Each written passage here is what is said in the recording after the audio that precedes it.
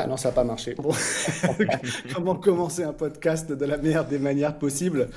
Bonjour Julien et bonjour Samir, que je ne Hello, vois hello. plus sur l'écran, qui a eu peur. Il a eu peur que le podcast commence, malheureusement, le pauvre. Donc vous êtes tous les deux fondateurs, cofondateurs de l'Institut Merlin, le centre Ouais, d'excellence tout à en fait. coaching et en reconversion professionnelle. Donc c'est personal development, coaching personnel, psychologie. Votre podcast est excellent. Je vous invite tous à aller le voir. Le podcast, le nom du podcast, c'est quoi? Que les gens le trouvent? Alors, il y en a deux. Il y en a un qui est plus orienté dev perso, compréhension de soi-même. Ça s'appelle La systémique du bonheur. Hmm. Donc là, on nous trouve partout. iTunes, Spotify, YouTube, on est absolument partout. Et puis de l'autre côté, il y en a un nouveau qui a vu le jour il y a quelques semaines qui s'appelle Le Laboratoire du coaching et qui est plus orienté pour les pros du coaching ou ceux qui envisagent de devenir justement coach, d'avoir les bonnes astuces, d'avoir le bon mindset, Bon, les bonnes habitudes, le bon développement. Salut Hi. Samir qui est revenu. petit He's souci de back. connexion. Finalement, c'était pas toi, Morgane, c'est moi qui vais avoir des soucis de connexion. No worries.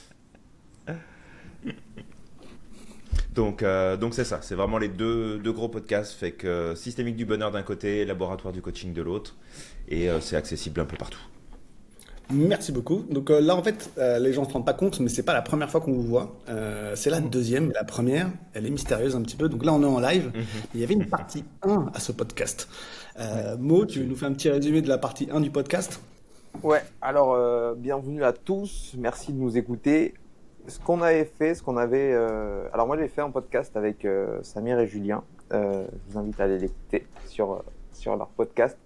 C'était super intéressant parce que ils m'ont posé des questions qui m'ont fait un peu sortir de ma zone de confort. Donc du coup, j'ai dû aller réfléchir sur moi et ils ont eu un peu des conclusions sur qui j'étais et un peu la direction que je prenais. Donc c'est super intéressant. Et de là, on a voulu faire un podcast avec eux parce que quand on a commencé à travailler avec Morgane sur ce qui est aujourd'hui l'application, ce qui n'était pas avant une application, mais un programme d'accompagnement, etc. On a été confronté à un mur. C'est comment essayer de développer chez les personnes ce passage à l'action. Parce que Morgane est très sportif, moi je suis très sportif, on a réussi à passer à l'action, on voit plein de gens qui réussissent à passer à l'action, mais quels sont les éléments déclencheurs et quels sont surtout les facteurs limitants qui nous empêchent justement d'avancer. Donc dans la première partie qu'on va publier très très bientôt, vous aurez le point zéro, comment se lancer. Et aujourd'hui, on va essayer de voir avec Samir et Julien, une fois qu'on est lancé, c'est bien, mais il faut, voilà, on est sur le bateau et on a un objectif et il faut y arriver. Et c'est justement comment essayer de garder ses habitudes et de pas revenir en arrière surtout.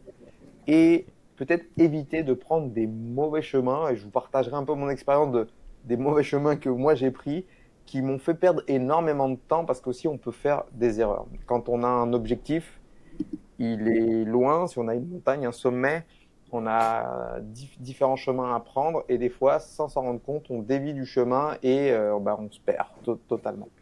Et voilà, donc aujourd'hui, c'était un peu l'occasion de continuer et moi, j'aimerais beaucoup faire toute une continuité de podcast parce que je pense que Julien et Samir peuvent apporter énormément à la communauté Reveal et justement pour essayer d'avancer. Parce que en plus d'être formateur, il faut rappeler que ce sont deux excellents coachs et qui ont une approche que j'aime beaucoup. J'ai suivi une de leurs formations sur la PNL où j'ai appris énormément. Et d'ailleurs, j'invite tout le monde à suivre cette formation qui est vraiment géniale. Et je leur ai demandé déjà, on est en train de discuter de comment ils pourraient intervenir sur Reveal pour justement toute cette partie des gens qui cherchent de la motivation. Et le problème de la motivation, on le sait tous, c'est éphémère. Donc on peut partir d'une bonne intention et être motivé, mais ça ne vous fera pas changer vos habitudes, la motivation. D'ailleurs, je pense que c'est un bon point de départ, je vous propose pour commencer l'intervention, c'est est-ce que vous pourriez définir la différence entre motivation et discipline? Vous devez avoir de bonnes idées là-dessus, je pense, parce que du coup, le point de départ, c'est la mise à l'action, cette motivation, mais maintenant, aujourd'hui, on va plutôt être sur cet axe de discipline. Donc, est-ce que vous pourriez, pour tout le monde, votre vision sur les deux sujets? Ah, Alors nous, on a une vision un peu spéciale de la discipline, Morgane et moi. C'est pas le terme n'est pas militaire, hein. Discipliner, c'est mettre des priorités dans sa vie. Voilà. Mhm. Bah, si c'est OK pour toi, Samir, Ouais, vas-y. euh, la, la motivation, en fait, si on devait le définir relativement simplement, moi, ce que j'aime faire, c'est vraiment découper le mot en deux parties. C'est-à-dire prendre motive, action, et en fait, c'est un motif de passer à l'action. En gros, c'est l'espèce de force interne qui va nous pousser à passer à l'action. Mais comme tu l'as dit, Mo, c'est que c'est super volatile en fait. C'est pas suffisant de se dire ah bah j'ai envie de faire le truc. Ok, bah t'es motivé, c'est super. Mais en fait, c'est juste le truc qui lance la machine. Si tu comptes tenir sur la durée, la motivation, elle pourra jamais te permettre de tenir sur la durée. Parce que c'est comme le plaisir que ça t'apporte, ou en tout cas que tu projettes, c'est la récompense que tu vas aller chercher. Et ça, c'est valide juste là, au départ, au lancement. Fait que la motivation, j'aime vraiment avoir ce terme motif-action, ce motif de passer à l'action. Je trouve que c'est un moyen de comme bien se rappeler qu'on ne peut pas juste compter là-dessus pour qu'il se passe quelque chose. Ouais. Et le deuxième point, c'était la discipline, c'est ça, Mo, Ouais, que tu as bien. la discipline au sens, c'est dans le milieu du sport et de tous remise en forme, etc. On parle souvent de discipline, mais Morgane et moi, on est un peu les antagonistes. On n'est Mhm. pas, moi, je suis pas discipliné dans ma vie. Moi, j'ai des Ok. habitudes. Je Mhm. suis pas un mec discipliné. On pourrait croire, on me voit faire, là, je suis sur un challenge de burpee. Tous les jours, je fais un burpee en plus depuis le début de l'année. Aujourd'hui, c'était le Ok. jour 149 et j'ai fait 149 burpees. Pour moi, Ok. c'est pas de la discipline. C'est un engagement avec moi-même. C'est complètement différent. Et Tout à fait. dans Ouais. ma vie de tous les jours, tu peux discuter avec ma femme. Elle dit non, c'est pas un mec discipliné du tout. Au contraire, je suis un peu l'inverse de la discipline. Mais Mhm. je pense qu'à un moment donné, j'ai dû être discipliné au sens strict, ce qui m'a appris à faire des choses. Par exemple, quand tu prépares un marathon, bah, tu es obligé de suivre ton programme et du coup, tu es obligé d'être discipliné, de suivre exactement. Mhm. Mais voilà, c'est un moment précis de ma vie. Donc, ça m'a servi pour le reste. Mais après, j'ai gagné des habitudes. C'est ça qui fait. Et si je fais pas de sport, je me sens pas bien. C'est pas parce que je suis pas discipliné que je fais pas de sport, c'est juste que j'ai pas le temps. Tu vois ce que je veux Mhm. dire? Ouais, ouais, complètement. Bah, tu sais, C'est il y a une curieux ce partie de qu'il dit, moi qui Julien. dit, il y a une partie de moi qui dit, ok, on pourrait définir la discipline, puis il y en a une autre qui dit, ouais, mais en fait, la discipline, c'est pas ce qu'on pense, et le plus important, c'est l'engagement. Alors, je sais pas de quoi tu veux que je parle. Bon, on bien. parle de la discipline. Ben Ça là, en fait, marche. aujourd'hui, c'est quoi les outils que les gens, qui seraient intéressants pour les gens d'utiliser pour passer de bah, je commence à faire du sport à je suis sportif. Tu vois, comment cette transition s'opère et quels sont les, Mhm. qu'est-ce que tu utilises, enfin, comment on fait quoi. Voilà. Euh, Bah, je pense le truc est intéressant. Mais après, je suis peut-être dans le champ de patates, hein, on verra bien. Mais le truc intéressant, je pense, c'est de commencer par redéfinir, un peu comme tu l'as dit, Mo, cette notion de discipline. Parce que la discipline, c'est pas se forcer à faire quelque chose. C'est pas s'obliger à faire quelque chose et aller contre, en fait, notre envie de faire quelque chose. La discipline, c'est vraiment de voir comme un espèce de cadre qui va donner les critères qui sont tellement importants pour toi que de toute façon, tu dérogeras pas de ce truc-là. Et c'est pas tellement une question de discipline, parce que le côté discipline, c'est toujours se forcer. Et du coup, je préfère amener, ou en tout cas, on préfère amener avec Samir cette notion de t'as des critères qui vont te guider, et si t'as des critères qui sont clairs, c'est ça qui va faire ta discipline.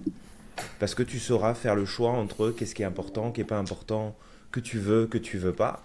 Et du coup, quand tu parles des burpees que tu fais depuis 148 jours, Mo, Bah en fait, tu t'es donné un critère. Le critère, c'était je m'en rajoute un tous les jours.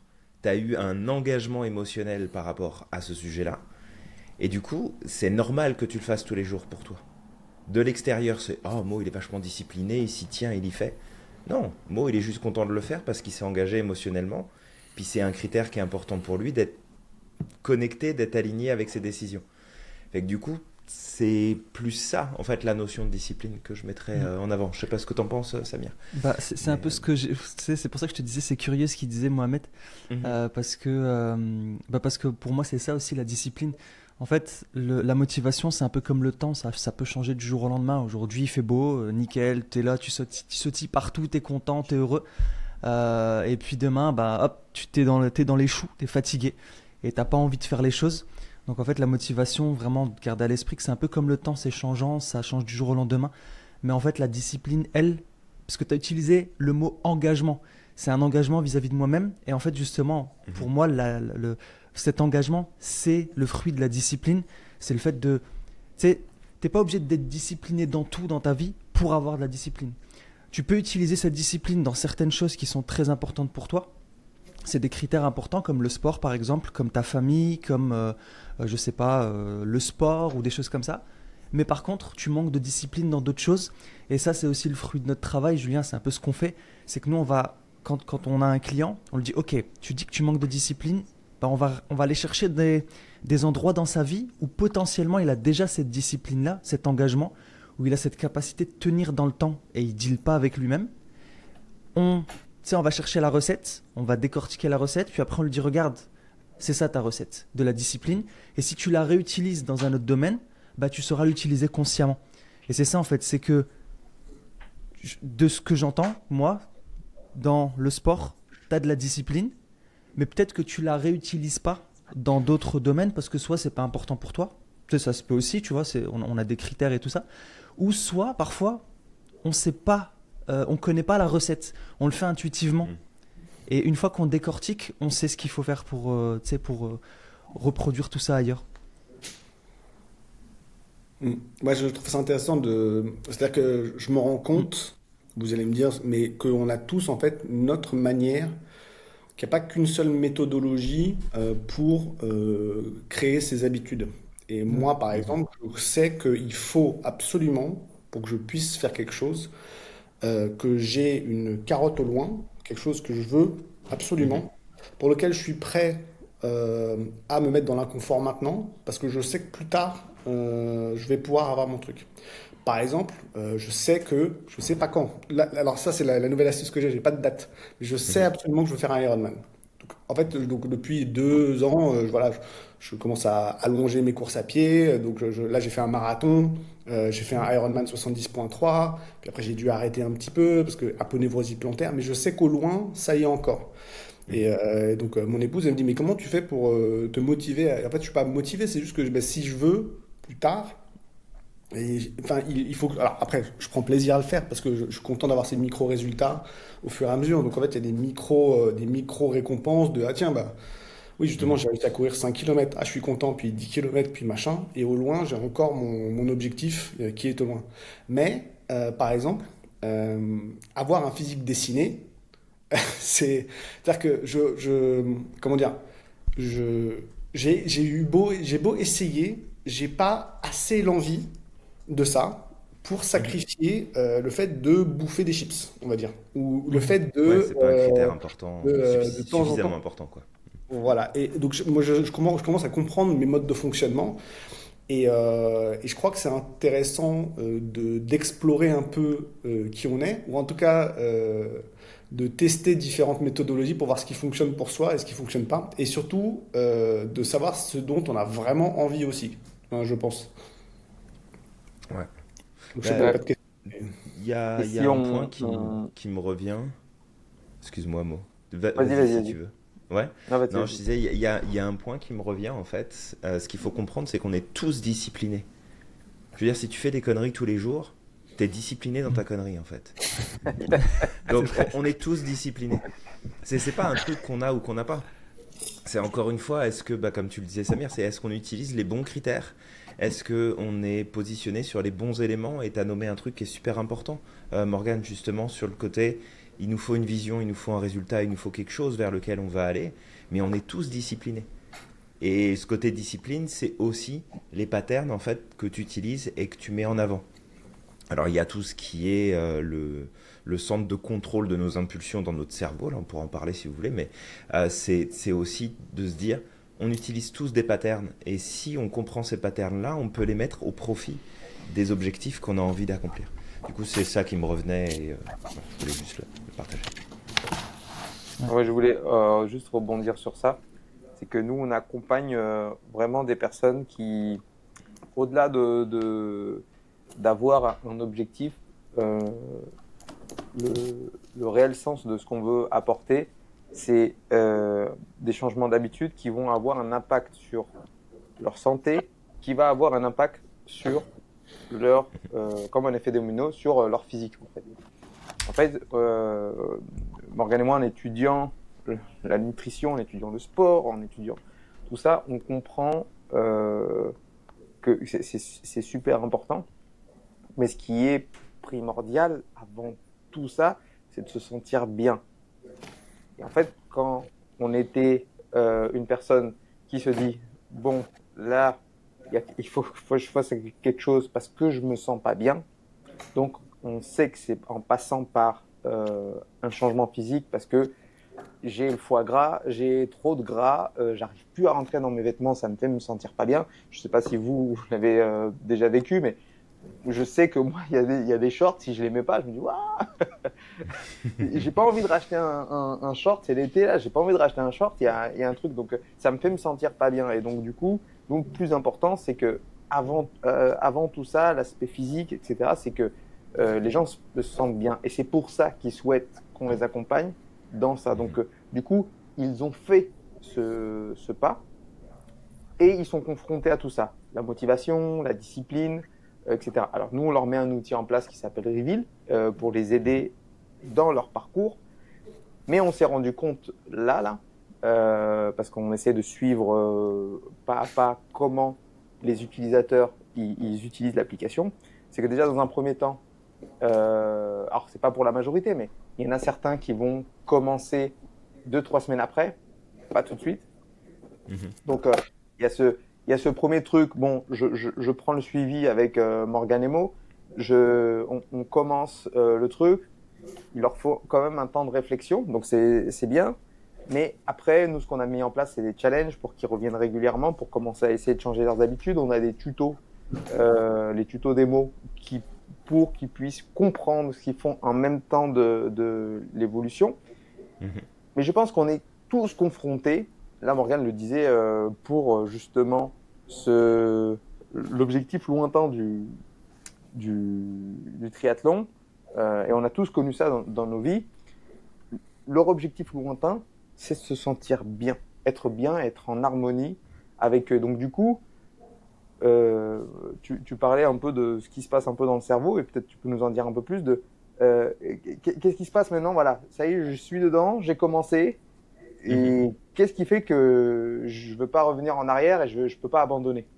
Je suis là. Et nous, notre objectif, c'est pour ça qu'on propose des accompagnements sur 1 an et pas des trucs mensuels, parce qu'on sait très bien que si tu fais un truc pour 1 mois, tu vas truc et tu vas arrêter. Et c'est pour ça que nous, on fait un truc sur 1 année. C'est important pour nous, tu vois. Ouais, donc tu parlais de mécanisme tout à l'heure. Ben, en t'écoutant, il y a un élément qui vient aussi, et je pense que c'est important, parce que tu as effectivement cet élément déclencheur au départ, qui te fait prendre la décision, et on ne fonctionne pas tous sur la même dynamique décisionnelle. C'est-à-dire qu'il y en a qui vont être sur la notion de plaisir, on appelle ça l'aller vers en PNL. Donc on a ce mouvement d'aller vers quelque chose qui va déclencher cette motivation. Et il y en a qui sont sur du s'éloigner d'eux. Le mode, en fait là il y a un truc qui me fait souffrir, j'en ai ras-le-bol, faut que ça bouge. Et souvent ceux qui sont sur le mode s'éloigner d'eux, ils ont tendance à fonctionner en polarité. C'est-à-dire qu'ils vont avoir besoin comme de se retrouver dans un truc tellement inconfortable qu'ils vont arriver en saturation. Et que là, ils vont prendre la décision de bouger. Maintenant, ce qui va être quand même, je pense, important dans tout ça, c'est de comprendre que on a un mode de fonctionnement dans notre cerveau qui fait que si on se retrouve dans une situation inconfortable, le premier réflexe de notre système nerveux, ça va être de nous faire revenir à ce qu'on avait l'habitude de faire avant. D'où l'importance de ce côté de discipline, puis de savoir où est-ce qu'on s'en va, puis pourquoi on s'en va là-bas, etc. Mais après, si tu veux, c'est pas parce que tu as le point de départ qui est je me suis fait suffisamment souffrir dans une situation pour prendre la décision de bouger que du coup je dois passer par la souffrance pour continuer d'avancer. En fait, ça marche pas. Parce que, on va pas faire un cours ici, mais grosso modo, tu as des petites choses dans ton cerveau qui font que dès que ça devient trop inconfortable, tu as ton système limbique, le cerveau émotionnel, on va l'appeler comme ça, qui va tout verrouiller et qui va dire en gros, laisse-moi, je gère. Et le truc, il va te ramener à toutes tes anciennes habitudes, toutes tes mauvaises habitudes. Il va en fait te donner toutes les excuses pour expliquer pourquoi, en fait, tu peux remettre ça à plus tard, c'est pas grave, on n'ira pas plus loin, on n'en fera pas plus, etc. Donc c'est vraiment important d'avoir aussi quelque chose qui est confortable pour soi et qui est d'y aller doucement, d'y aller progressivement. Il y en a qui vont peut-être perdre du poids rapidement, il y en a d'autres ça va peut-être prendre plus de temps. Je fais partie de la team de ceux qui mettent une plombe à perdre du poids. Tu fais à ton rythme en fait, et tu essaies de trouver le plus possible une zone de confort. Pas pour dire j'y vais cool, je fais pas d'efforts, c'est facile pour moi. Plus pour dire je fais en sorte que mon système il se verrouille pas et qu'il me la fasse pas à l'envers. Parce que le système il est très fort pour nous la faire à l'envers. Tu sais, t'es parti, t'es motivé, t'es engagé, puis là d'un seul coup t'as un truc qui se passe et tu sais, ça vient t'affecter dans tes émotions, t'es plus super confortable, t'es un peu stressé, tu te poses des questions, tu dis je ferai ça demain, je verrai plus tard, ouais là j'ai pas envie. Et en fait c'est ton cerveau qui te l'a fait à l'envers et qui te fait un gros fuck et qui te ramène exactement là où t'étais au point de départ. Et du coup ça peut être super décourageant. Fait que d'essayer de modéliser justement un peu aussi ce côté qu'est-ce qui fait que je me maintiens, qu'est-ce qui fait que je prends du plaisir à, qu'est-ce qui fait que tu sais, je t'entendais parler du short mot là il y a 2 secondes de je rentre plus dans mon short. Moi je me souviens il y a quelques années en arrière j'avais pris beaucoup de poids et ce qui a été un déclencheur pour moi c'était de courir pour rattraper mon train et j'ai cru que j'allais faire une combustion spontanée tellement j'avais chaud. En fait, c'était du n'importe quoi. J'arrivais pas à courir, j'avais plus de souffle. Je pense que j'étais rouge, cramoisi. J'en pouvais plus. J'ai eu mon train, mais j'en pouvais plus. Et en fait, dans le train, j'étais tellement en souffrance de l'état dans lequel j'étais que j'ai pris rendez-vous avec mon médecin le lendemain. J'ai été le voir et je lui ai dit tu me trouves une solution pour que je perde du poids rapidement là, parce que là ça va plus. Donc ça a été comme l'élément déclencheur. Mais derrière, c'est ça, c'est de trouver qu'est-ce qui va t'apporter du plaisir en fait dans le process et pas seulement te rattacher à l'idée que tu vas avoir à un moment donné. Parce que le cerveau, il est pas très bon pour se projeter au-delà des 2-3 ans, là, il est plus capable de... Sauf si tu fais de la visualisation régulièrement, mais sinon, à un moment donné, il dit tu me prends pour un con, là, le truc, il arrivera jamais. On va revenir à ce qu'on faisait avant. C'est plus simple. Il y a un truc que Morgane dit souvent en plus... il m'a souvent dit, parce qu'on se parle régulièrement avec Morgane, et quand il atteint des objectifs, en fait, il y a plus cette notion de plaisir. Voilà, je l'ai fait. Et du coup, il a toujours, comme tu peux nous l'expliquer, cette espèce de down après avoir atteint cet objectif. J'ai le baby blues d'objectif, tu sais, ça y est, je suis plus en train de me préparer pour un truc, je me lève le matin, là, avec le marathon, tout le monde parlait de ça, du blues du marathon, où en fait, il se réveillait marathon, il mangeait marathon, il dormait marathon, et en fait, c'est fini, donc maintenant, il y a plus ce petit, comment dire, cette petite musique dans le fond de leur vie, tu sais, qui est, t'es content, tu vas vers quelque chose, et c'est vrai que c'est un peu triste quand c'est fini. Mais c'est une super joie au moment donné. Tu arrives au pic de ton expérience et ensuite ça retombe. Et c'est le. Comment dire à chaque fois que ça m'arrive, je me rends compte de l'impermanence des choses et de la beauté en fait de tous les jours de se dire en fait il n'y a pas d'arriver à quelque chose, c'est juste on est constamment en mouvement et il faut essayer de se réinventer un peu tous les jours, essayer de retrouver de nouvelles choses un peu comme ça et de se retrouver pas des raisons de vivre, c'est un peu, je vais un peu loin là-dessus, mais tu sais, des raisons d'avancer vers quelque chose. Et ça peut être des petits trucs, hein, mais c'est important de trouver ce genre de petites choses. Je voulais juste revenir sur ce que tu disais avant, la manière qu'on a d'arriver à comment dire, que le cerveau aime bien nous ramener à notre état précédent. Ouais. Et quand je me rappelle d'un cours de physique qui m'avait, je crois qu'on a déjà parlé au dernier podcast, qui m'avait fasciné, qui était sur les différents types d'équilibre. Qu'un équilibre, en fait, il n'est pas toujours pareil. Tu as les équilibres stables, les équilibres instables. Et donc, en fait, il nous avait expliqué, il nous avait expliqué que là, j'ai un verre là. Et en fait, si je prends une bille, je la pose sur mon verre, ça, c'est un équilibre instable parce que je souffle et la bille, elle sort de son état, de l'état de stabilité là, et elle tombe et elle s'en va. Donc là, il suffit juste une pichenette et ça se barre. Si je mets la bille au fond de mon verre là, ça, c'est un équilibre stable. Je peux secouer mon verre autant que je veux. Une fois que j'arrête, une fois qu'il y a les secousses qui sont passées, ça va un peu, et revenir au centre. Et en fait, je pense qu'il faut essayer de faire en sorte que pour arriver à maintenir le cap, il faut arriver à faire que les choses autour de soi, c'est un peu ce qu'on fait avec l'application Reveal, te ramènent toujours sur la ligne que tu es sur la ligne que tu as. Donc là, au lieu d'un verre, il faudrait imaginer ça plutôt comme, tu vois, comme un long, une espèce de longue rambarde comme ça. Et tu vois, les rambardes sur lesquelles tu te tiens, tu vois, c'est un espèce de grand cylindre. Si tu avais une bille qui est avancée là-dessus, dès qu'il y a un truc qui part en vrille, boum, ça te sort ça t'empêche d'avancer, tu tombes. Alors que si c'était un un long U comme ça, et ben, dès que ça te ramène au centre, hop, tu continues ta route et tu es au centre. Et donc, tu vois, d'arriver à trouver tout un système autour de toi qui te permette de rester sur cette ligne et de te faire avancer sur ton chemin plus facilement. Et en fait, Reveal, c'est ça. C'est tu as une communauté, tu as des habitudes, tu as ton plan d'entraînement, tu as tes petits rappels, tu as ton calorie tracker. Mais bon, ça, faut pas s'en servir tout le temps, mais c'est intéressant pour revenir sur la route. Genre, mince, j'ai dévié, je peux revenir. Et je sais pas si... je pense que l'environnement dans lequel on est, ça fait aussi beaucoup partie de la bonne manière de retrouver sa route, de pouvoir mieux avancer un petit peu. Moi, je pense que c'est cool d'arriver à faire ça, quoi. Quand on s'entoure des bonnes personnes et des bons outils. Carrément. Ouais, moi, je vous écoute depuis tout à l'heure et il y a plein de trucs Ouais. que vous dites là qui étaient super intéressants. Julien, tout à l'heure, tu parlais, je sais plus si c'est Julien ou Mohamed, mais déjà l'importance de la clarté.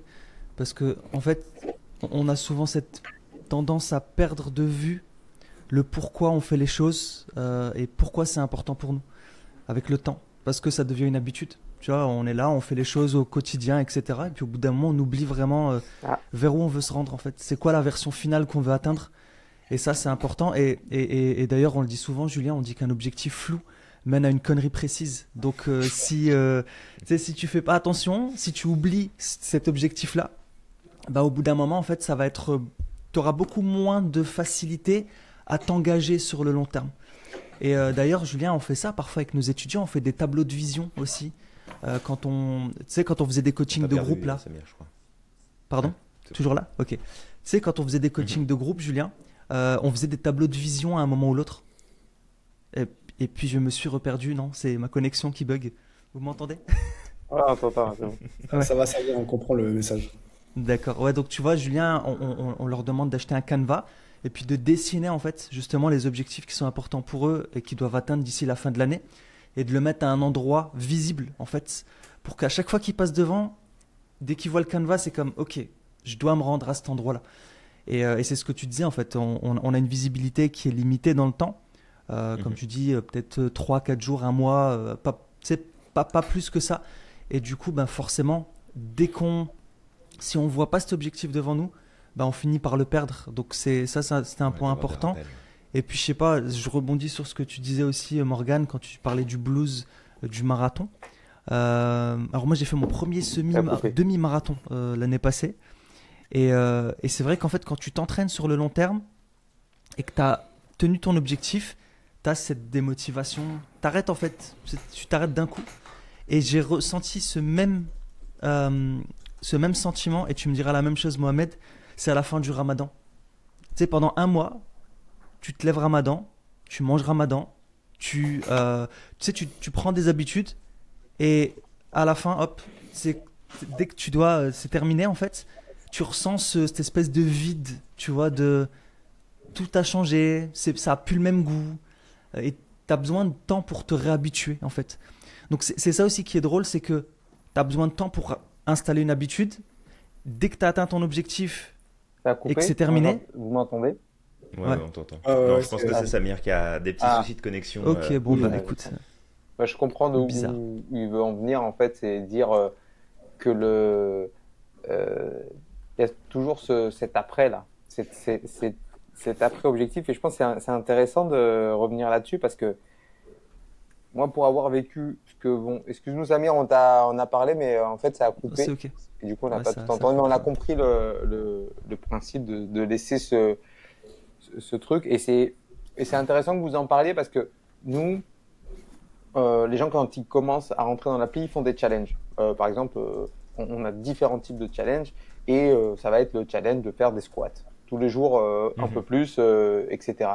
Et c'est vrai que bon, ils sont super fiers parce qu'ils arrivent au bout, mais nous, ce qu'on a essayé de faire, c'est super intéressant ce que vous dites parce que, en fait, nous, l'objectif du challenge, c'est que leurs entraînements leur paraissent un peu plus simples et donc du coup, ben, ils appréhendent moins le fait de s'entraîner et de faire tous les jours un petit peu ou tous les 2 jours ou tous les 3 jours. Nous, avec nous, il n'y a pas de pression, ils font leur entraînement quand ils veulent, mais du coup, c'est super de relever ce point-là parce que on a trouvé, on pense, une solution pour justement ne pas les laisser sur leur faim. Et puis, il y a toujours des petits challenges. S'ils veulent recommencer le challenge, s'ils veulent prendre un autre challenge sur autre chose. On appelle ça des challenges, mais c'est plus des guides de bonnes habitudes. Alors moi, j'ai lu partout, je ne sais pas si c'est vrai, mais je sais que ça marche pour moi. 60 jours pour prendre une nouvelle habitude. Et j'ai lu récemment que chez certaines personnes, il faut 250 jours pour changer d'habitude. Donc, ça peut être de 18 à 250 jours pour changer d'habitude. Et ça dépend d'autres choses. Mais moi, je sais qu'en très peu de temps, l'habitude, ça y est, elle arrive. Donc, ouais, je pense qu'il me faut au moins 1 mois, 2 mois pour réellement changer et faire ça régulièrement pour changer mes habitudes et de les maintenir. Et c'est super intéressant ce que disait Morgane sur cette espèce de blues d'après-marathon. Moi, je l'ai vécu. Je pense que ce que disait Samir, c'est que on fait un truc, puis après, on fait plus rien. Et c'est pour ça que je pense que ceux qui font plusieurs marathons d'affilée dans l'année, alors leur objectif, c'est pas juste de s'inscrire à un marathon, le truc, c'est d'essayer de continuer et d'être meilleur. Mais même en faisant ça, ils sont confrontés à un mur. Ils sont confrontés à un mur de je peux plus progresser. Alors que se sentir bien, tu disais, la notion de plaisir, elle peut évoluer.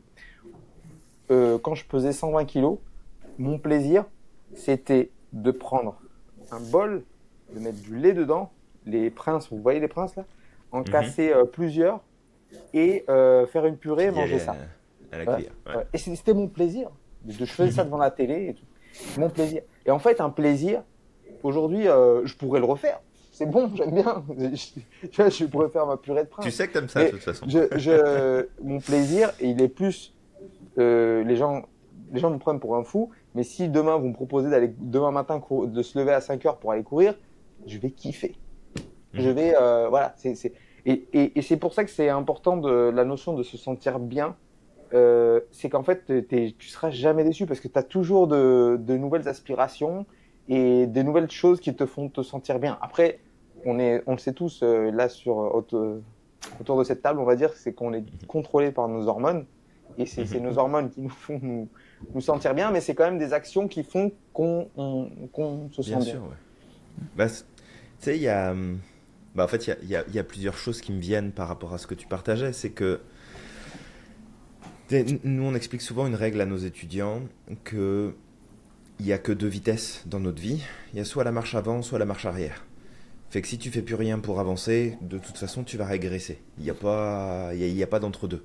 Tu peux éventuellement, alors pas stagner, mais utiliser j'ai perdu le terme, ton inertie pour continuer d'avancer dans une direction, mais à un moment donné, de toute façon, tu vas perdre de la vitesse, puis tu vas revenir en arrière. Fait qu'il y a ce côté où, ouais, tu peux avoir un down derrière la réalisation d'un objectif, puis c'est ok. Il y a des gens pour qui le plaisir d'avoir accompli quelque chose est plus durable que pour d'autres personnes. Je fais un peu partie de la même team où une fois que je suis arrivé au bout d'un truc, bah, c'est cool, bah, on va passer à autre chose. Parce que si je passe pas à autre chose, bah, du coup, ça redescend. Donc, c'est d'apprendre à se connaître là-dessus. Et puis, tu sais, je reviens sur le côté, si jamais tu prends pas de plaisir, ou en tout cas que c'est pas confortable, ton système, il va te faire revenir, même si les trucs sur lesquels tu reviennes te font du mal, entre guillemets. Donc, là, tu as nommé, je pense, quelque chose de super important, Mo, c'est parce que tu as dit, bah, j'avais mon bol de prince avec mon bol de lait, mes princes, etc. Puis là, maintenant, je me lève à 5 heures du mat pour aller courir et je suis super content. C'est d'arriver, en fait, pour accélérer le process de l'habitude, à transformer ce qui te faisait plaisir en ce qui te fait souffrir et Mhm. remplacer l'idée de ce qui te fait souffrir par quelque chose qui t'apporte du plaisir. Et plus tu vas réussir à faire la switch entre les deux, et ça passe beaucoup par ton discours intérieur, par comment tu te convaincs tout seul, en fait, que bah, c'est une bonne idée ou une mauvaise idée, que c'est bon ou que c'est pas bon. C'est très très lié, en fait, à notre manière de réfléchir, de se parler à soi-même. Et en fait, petit à petit, tu utilises les mêmes euh, mécanismes pour te convaincre d'arrêter de faire quelque chose qui est bon pour toi, mais tu le déplaces sur pour te convaincre d'arrêter de faire quelque chose qui certes t'apporte du plaisir, mais qui est pas bon pour toi. Je voudrais juste, si on peut faire une petite boucle latérale sur un truc que Mhm, moi, je l'ai noté là, et donc du coup on y revient un peu, sur le fait que tu sais, quand tu fais quelque chose qui est pas bon pour toi, mhm, régulièrement, tu sais, tu le fais, genre t'as peut-être un micro-kiff, et puis après tu te sens pas bien après, pourquoi tu continues? Tu vois ce que je veux dire? Pourquoi est-ce que mhm. tu continues dans cette... Juste si tu peux faire un petit... Bah, Pa- Ben, Paolo ouais, Coelho vas-y, mon. disait une erreur, tu l'as fait une fois, tu peux la faire deux fois. À trois fois, c'est plus une erreur, c'est un choix. C'est un choix. Mais du coup, pourquoi tu choisis ça? Pourquoi tu choisis de te taper sur la tête avec un bâton tu vois ce que je veux Ben, dire? le, le truc, c'est que il faut arrêter de croire que nos prises de décision et nos choix sont logiques. Ils sont pas logiques. Toutes les décisions qu'on prend sont émotionnelles, qu'on le veuille ou pas, là. Fait que ceux qui nous écoutent et qui se disent non, moi je suis hyper cartésien, je suis hyper logique, non, non, mon cul, t'es pas logique du tout. Ta logique, elle arrive toujours après, elle est toujours en retard. Tu sais, c'est un peu l'inspecteur des travaux finis. C'est le truc qui vient et qui dit ouais, bah alors si on a fait ce qu'on a fait, c'est pour telle raison. Non, non, si tu l'as fait, c'est parce que ça a généré en toi des émotions que tu en aies conscience ou pas. Et c'est ça en fait qui t'a guidé. Et du coup, si tu veux, c'est tu développes des habitudes, on va le faire simple, tu développes des habitudes, bouffer des princes, tu bouffes les trois quarts du paquet avec un bol de lait géant devant la télé, ok, pas de problème. Ça, c'est le truc confortable avec lequel tu as pris une certaine habitude. Puis à un moment donné, tu te dis, putain, je devrais peut-être pas faire ça, c'est peut-être pour ça que je suis aussi gros aujourd'hui, c'est peut-être pour ça que je me sens pas bien, faut que je change, faut que j'arrête. Donc tu es en train d'envoyer un signal à ton cerveau, en train de lui dire, bah regarde, le truc qui nous apporte du plaisir, c'est pas bon. Et puis tu as vu à quoi tu ressembles, puis tu as vu comment tu es aujourd'hui, du coup tu rajoutes là-dessus un sentiment de honte, de l'autocritique, sauf que ton cerveau, le problème, c'est que quand il se sent pas bien, il revient vers ce qu'il a l'habitude de faire. Hmm. Donc je m'en veux Ah, d'avoir bouffé la moitié du paquet, ouais, c'est une espèce je vais de être pendant lutte. quelques jours pas super bien, je vais faire attention, et je vais tellement pas être super bien que mon cerveau il va faire de toute façon au point où on en est, je vais aller en racheter un puis je vais recommencer.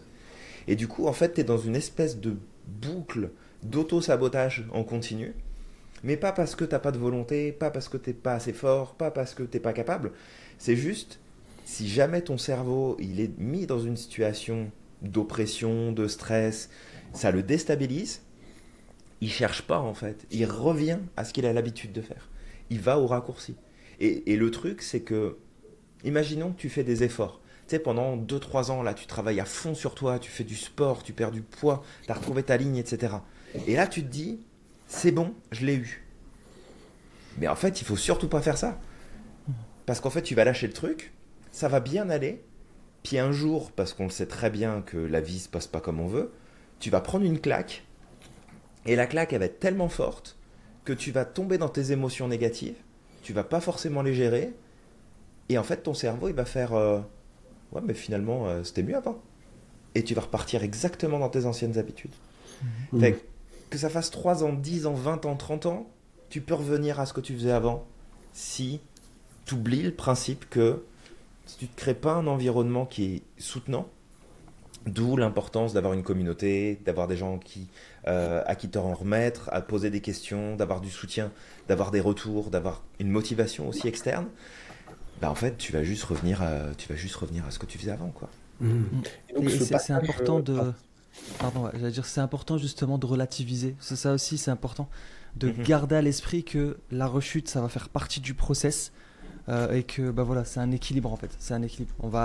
C'est marcher, c'est perdre l'équilibre pour retrouver l'équilibre, pour reperdre l'équilibre, pour retrouver l'équilibre. Et ces moments de down là, c'est ok en fait. C'est juste, on, quand on down, bah, de prendre, de se questionner, de voir ce qui n'a Ouais. pas été et derrière de se relancer. Mais juste, si tu tombes dans l'autocritique, tu sais, hard et tout ça là, tu vas retomber, mais de façon violente là-dedans en fait. Ouais. Bah, tu vois, j'ai un Excuse-moi, truc qui me revient. Morgane, je t'ai coupé. C'était qui est- qui exactement la est- réponse. C'était exactement ce que j'allais poser comme question et t'as répondu avant que je Mhm. pose la question. C'est J'ai nickel. anticipé. Ben, il y a un truc qui me revient et je pense que ça peut aider tout le monde, c'est que le, le, le truc, c'est que notre cerveau a le don de nous faire croire que les choses sont comme éternelles et continues. Fait que quand ça va bien, ton cerveau va te dire, bon, ok, ben en fait, ça va bien aller tout le temps. Puis quand ça va pas, il va te dire, ouais, mais en fait, ça ira jamais, ça se passera jamais, ça sera toujours comme ça. Fait que c'est de comprendre que de toute façon, toute situation est temporaire, faut pas l'oublier. Et en gros, t'as quatre grandes clés pour mieux gérer ton état émotionnel. La première chose, c'est de l'accueillir sans jugement. La deuxième chose, c'est de reconnaître ce que tu es en train de vivre. Donc l'idéal, c'est de le nommer. La troisième chose, c'est de le normaliser. C'est de se dire, ok, c'est normal, c'est ok que je me sente comme ça, c'est ok que je sois stressé, c'est ok que je sois déçu. Et la quatrième étape, et Samir c'est le grand spécialiste, c'est de recadrer. C'est de dire, ok, bon bah ça veut pas dire que je vais pas y arriver, ça veut pas dire que je peux pas aller au bout, ça signifie pas telle chose, ça signifie que je suis dans le process, ça signifie que je vais y arriver. Donc c'est vraiment accueillir sans juger, reconnaître, normaliser et ensuite recadrer. Et ces quatre étapes-là, si on fait ça, ben en fait on passe beaucoup plus vite par les phases de down et tu peux reprendre en fait le chemin de ta progression avec beaucoup plus de facilité.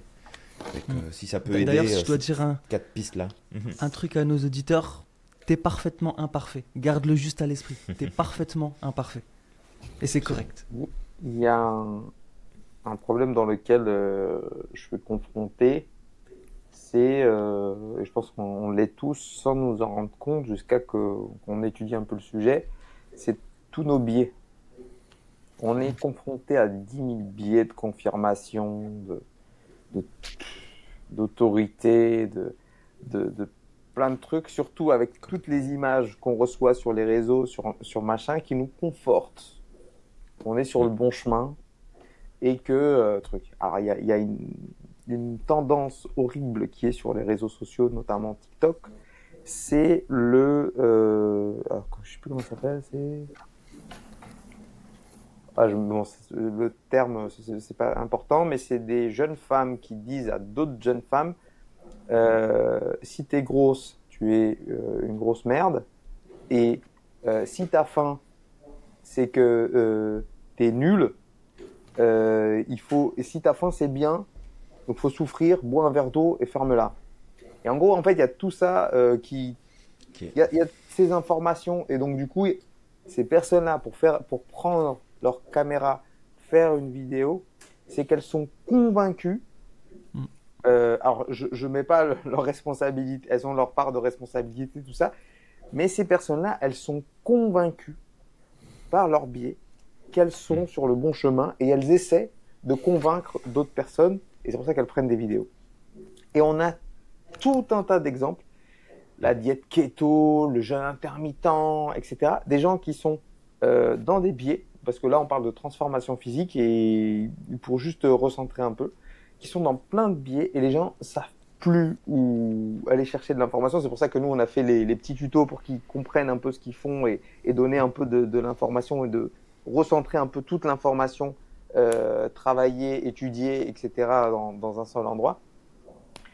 Et comment on fait face à tous ces biais et reconnaître qu'on est confronté à ces biais et qu'on est sur le mauvais chemin. Alors moi, je l'ai fait et je me suis planté plein de fois dans ma vie, notamment pour ma transformation physique. Et je me suis retrouvé, je ne vais pas dire en dépression, mais en un dégoût total de mon corps parce que j'ai fait des choix qui étaient induits par justement ces fameux biais.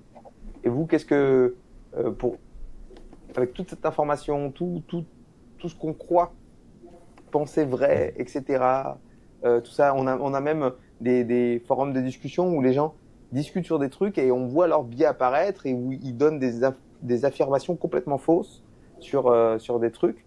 Et à quel moment on peut se remettre en question et se dire, ok, ben, si j'ai échoué, c'est peut-être à cause de moi, quoi, tout simplement, tu vois, c'est à cause des biais, et essayer de changer, de m'ouvrir. Est-ce que vous comprenez ce que je veux dire? J'étais un peu dans tous les sens.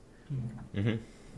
Ouais, complètement. Samir, je sais pas si tu veux rebondir là-dessus. Ouais, ou- en fait, tu vois, dans notre métier de coach, c'est aussi ce qu'on fait, c'est qu'on essaye justement de faire une cartographie de la façon de penser de la personne, de ses biais, des automatismes, des choses qui reviennent souvent. Parce que, en fait, quand tu écoutes le langage d'une personne, et c'est ce que tu dis, Mohamed, tu vois les biais qui reviennent. Les mots sont importants. Les mots qui sont répétés, en fait, nous montrent sa cartographie mentale. En fait, on est tous enfermés dans une espèce de cave, une caverne, avec, tu sais, on a l'habitude de ce de ce qui tapisse le mur, etc. Et on pense que c'est la réalité, en fait, et qu'il n'y a pas d'autre réalité derrière. Donc nous, la première chose qu'on fait, c'est qu'on essaye de questionner pour amener la personne à avoir une vision beaucoup plus large. Et une fois qu'elle a cette vision plus large, elle peut remettre en question ses propres biais, ses propres limites mentales pour pouvoir dépasser. Parce que comme tu dis, en fait, nos biais, nos croyances, nos limites mentales, en fait, peuvent être à l'origine de nos défaites, peuvent être à l'origine du fait qu'on n'arrive pas à aller au bout de nos objectifs et de ce qu'on planifie, en fait. Donc, ce que tu dis, ouais, ça a du sens. Et c'est pour ça, en fait, que le travail que vous faites, vous avez beau fournir aux gens, regarde, tu veux une transformation physique, tu veux aller au bout de tes objectifs, regarde, on va t'aider sur le long terme. Mais s'il n'y a pas un travail qui est fait au niveau du mindset, malheureusement, en fait, ça ne va pas tenir dans le temps, en fait. Mais tout être humain, on est tous bloqués dans nos biais. Et la chose à faire, c'est de se questionner constamment. C'est d'être capable de dire, et si c'est pas mes certitudes, au final, qui m'empêchaient d'aller au bout de mes objectifs, de réussir.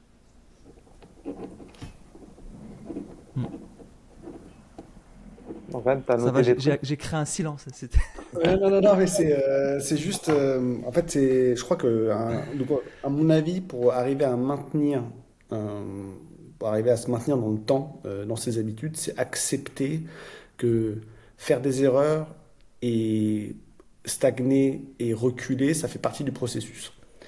Et c'est-à-dire que faut pas, si tu trébuches, tu vas pas rester en position fétale par terre en disant bon j'ai trébuché une fois, c'est là qu'il faut que je reste C'est parce que foutu. c'est foutu, je Mm. peux plus rentrer à la maison, c'est terrible. Non, en fait, il y a moyen de, tu te relèves, tu t'époussières, bon t'as les genoux un peu sales, mais c'est pas grave, tu repars, tu boites un peu, puis t'attends que ça revienne et après tu repars un petit peu. Et je pense que, alors, je sais pas si ça fait aussi partie des choses, mais parce qu'en fait, donc, avant de changer physiquement, il faut changer mentalement. C'est-à-dire qu'il faut déjà que tu mettes en place dans ta tête que tu veuilles prendre une nouvelle direction, ce genre de choses, et ensuite tu mets en place des actions physiques, et après ça te change physiquement. Mais je pense que l'inverse aussi est vrai, c'est-à-dire que changer physiquement, ça change un peu ta tête. Et je pense que ce va-et-vient là, il doit être un peu compliqué parce que le cerveau, je pense qu'il doit refuser parfois, tu sais, ce changement physique. Et donc le fait qu'il veuille revenir, c'est un peu genre mais c'est pas nous ça, qu'est-ce qui se passe? Enfin, ça doit être compliqué ce va-et-vient. Et je sais pas si vous avez été confronté à des cas comme ça de gens je sais pas si vous suivez des gens qui ont subi des grandes transformations physiques. C'est comme Mo qui disait que quand il a perdu son poids et qu'il est arrivé au point final qui s'était donné, ça y est, j'ai atteint, je sais plus, si c'était 80 kilos ou 70 kilos, et tu t'es dit, ça y est, j'y suis, et défaite un peu interne de, ben, c'est pas ça que je voulais en fait. Ça doit être compliqué quand tu penses arriver. Enfin, je pense que c'est ça aussi, c'est le fait qu'on n'arrive jamais, quoi. Il faut toujours essayer de se trouver un processus dans lequel tu avances. Et c'est dur de dire qu'on n'arrive pas. C'est horrible. C'est horrible de dire qu'il faut jamais s'arrêter. Enfin, il y a une espèce de fatigue mentale à se dire, bon, bah. Alors, je ne sais pas si vous avez des outils pour accepter ça. Bah, Quand je parlais de l'impermanence des choses, est-ce que vous avez des outils pour accepter ce fait? justement, Julien, avant de te laisser, j'aimerais le rappeler cette règle que tu as dit tout à l'heure en fait. C'est que quoi que tu veux, quoi que tu fasses, le monde avance. Donc si tu t'arrêtes, tu recules. Tout le monde va avancer. Tout le monde fait sa vie. Donc toi, si tu t'arrêtes, tu vas finir par reculer. Donc c'est un truc qui est important à garder à l'esprit. C'est que ça fait partie, en fait, ça fait partie de la vie. C'est une règle de l'univers. Tout bouge, tout change, tout se renouvelle. Et des changements, il y en aura, et des questionnements, il y en aura, et des downs, il y en aura, et des moments de down, des moments de... Tout ça, ça fait partie de la beauté, en fait, je pense, de tout ce qui est changement, de l'évolution humaine et tout ça. Et je vais essayer de pas faire une... tu sais, vous savez, dans la vie, il n'y a pas de bon ou de mauvaise situation. Je vais me calmer, là. Mais voilà, ça fait partie aussi du truc, en fait. Regarde, juste comme ça, je vais faire une petite aparté. Julien, récemment, je suis devenu papa. Pardon. Tu vois, je suis devenu papa, Mohamed le sait, etc. Je me suis battu les 6 premiers mois contre moi-même. C'était une horreur. Honnêtement, c'était une horreur. C'était très difficile, etc. Pourquoi ? Parce que, en fait, toutes mes habitudes que j'avais créées pendant un certain temps, ils ont été chamboulées. Tu sais, j'avais l'impression que ce bébé, que j'adore, tu sais, j'appréciais quand même, mais en fait, ce bébé, c'était comme une petite bombe là qui a explosé. Et toutes mes habitudes, tout ce que j'ai mis en place pendant un certain temps, en fait, c'était fragmenté partout et je trouvais plus ma place, en fait. Et pendant ces 6 mois, ce qui a été très difficile pour moi, c'était d'accepter que ça sera plus comme avant. Ça sera différent. Ça ne veut pas dire que ce sera moins bon, ça ne veut pas dire que ce sera mieux, mais ça va être différent. Et cette différence, bah, elle a sa part de beauté, sa part de choses positives. Elle aura sa part de choses peut-être pas forcément négatives, mais que je vais devoir accepter. Et en fait, ça, c'est une des choses qui bloque, je pense, dans le changement. C'est cette difficulté à accepter. En fait, tant que tu n'acceptes pas, tant que tu ne lâches pas prise, bah, en fait, tu vas lutter contre toi-même et tu vas tu vas tout rendre difficile. Et parfois, ça peut être ça aussi qui va te freiner dans ton changement, dans ton objectif. Je sais pas si je suis parti dans ça comme ça, je sais pas pourquoi. Est-ce que ça a du sens ou pas par rapport à la discussion qu'on avait eue, mais Bah, ouais, je pense que, ouais, je sais pas. que ça a du sens. Ouais. Si, complètement. Ouais. Moi, j'aime bien voir. Quand j'ai du mal à accepter ce qui se passe, je me dis que j'ai fait une mise à jour. C'est-à-dire que je suis la version 7.3 de Morgan Brown. Maintenant, on m'appelle Mo ou The Slow Method. Voilà, j'ai moins de cheveux, j'ai plus de gras, mais j'ai plus de muscles. Je continue à courir. C'est pas la même que à 18 ans où je pesais 25 kilos de moins. Enfin, tu vois, mais ça reste moi, c'est la nouvelle mise à jour. Il y a des gens qui vont aimer, il y a des gens qui vont moins aimer.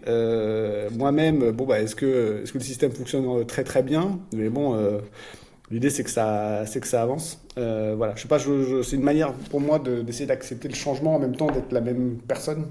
Je sais pas si vous voyez ce que je veux dire. Que les deux se recoupent un peu. C'est bien Bah, qu'on parle de vie de papa, tout ça, parce que c'est d'autant plus difficile d'allier sa vie de tous les jours et d'entamer une transformation personnelle. C'est encore beaucoup plus difficile. Et je pense notamment aux mamans qui ont encore plus de charges, parce que même si on essaye toujours de travailler, de donner moins, moi j'essaie de donner moins de travail à ma femme, entre guillemets, parce que le truc, c'est, elles ont toujours des réflexes que nous on n'a pas. Et du coup, c'est encore plus dur. C'est avoir une vie de famille. Il y a une chanson qui dit en espagnol, c'est un enfant qui parle à son père et qui dit c'est peut-être à cause de moi que tu as pris un peu de gras. Et c'est vrai. Et c'est pas très grave en soi. C'est juste qu'il y a un moment donné où ben, on parlait de discipline, on parlait, etc. Ben, il faut juste prioriser des choses.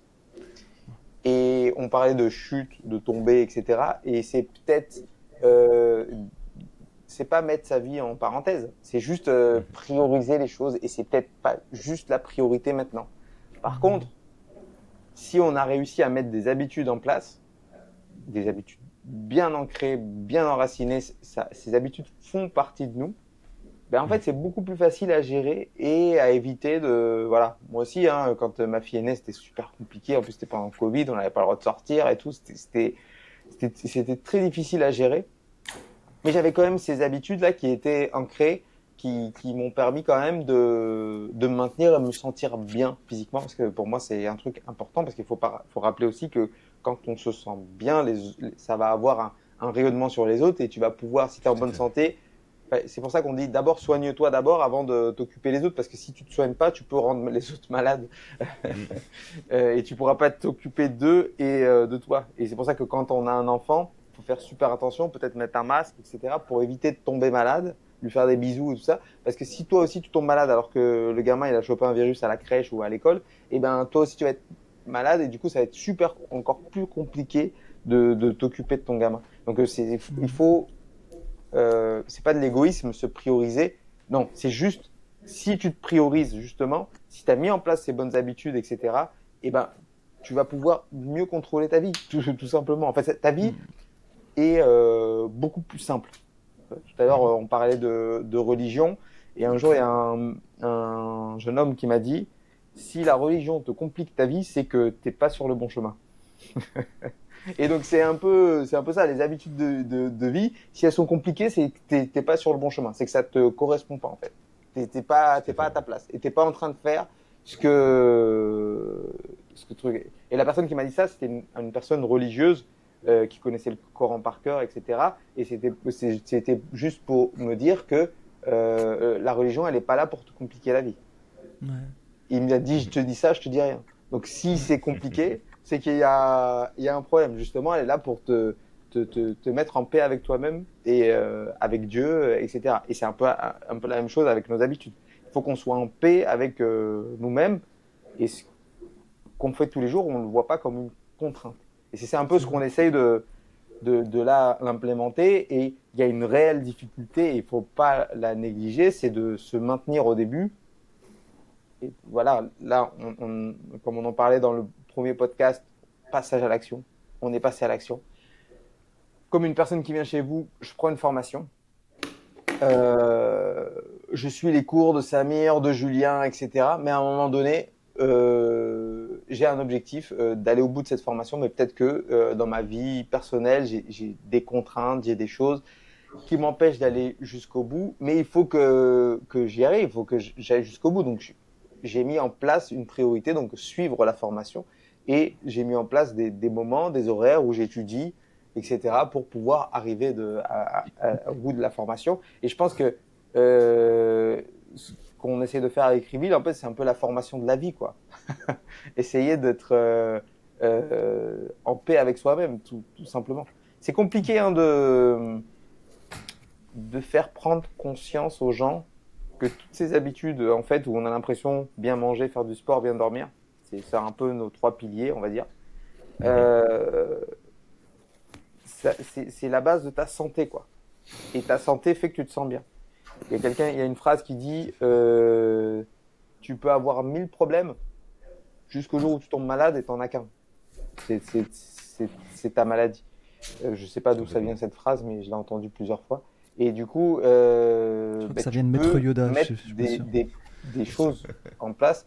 Il y a un TikToker que je suis qui fait des trucs un peu d'humour et qui à chaque fois essaye des régimes. Et il échoue. Il est en situation d'obésité, il fait des régimes, il échoue, il fait des régimes. Et c'est pour ça que nous, on essaie de sortir des gens du régime, etc. Non, arrêtez les régimes, changez vos habitudes. Et ce qui s'est passé, bah, à force d'échouer, il fait une vidéo où il est à l'hôpital et il fait du diabète, donc du coup diabète de type 2, il est hospitalisé, etc.